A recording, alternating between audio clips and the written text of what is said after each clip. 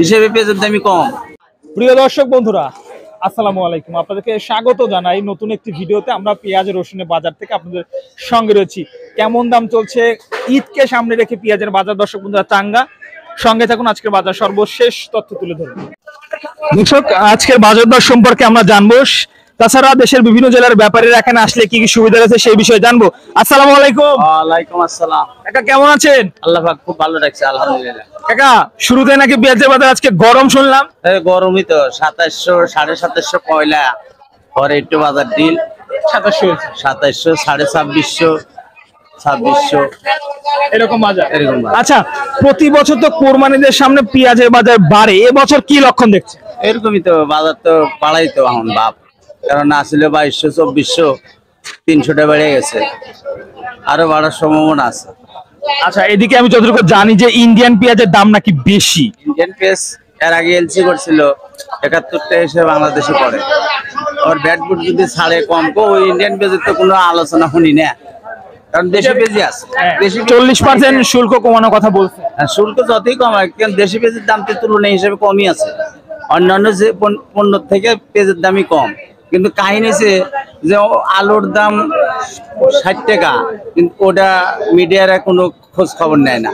আর পেঁয়াজের দাম যদি 1 কেজি 5টা বেড়ে যায়, ওটা দেখা যায় সমালোচনা শুরু হয়ে যায়, বেশি হয়ে যায়। হ্যাঁ, অন্যান্য তরকারি অন্যান্য জিনিসের দাম তো আরো মেলা, এই হিসেবে তুলনায় পেঁয়াজের দাম কম। পেঁয়াজ তো একটা মশলা। ঠিক ঠিক। এই পেঁয়াজ জিনিসটা আমার হিসাবে বাংলাদেশে এই পেঁয়াজটা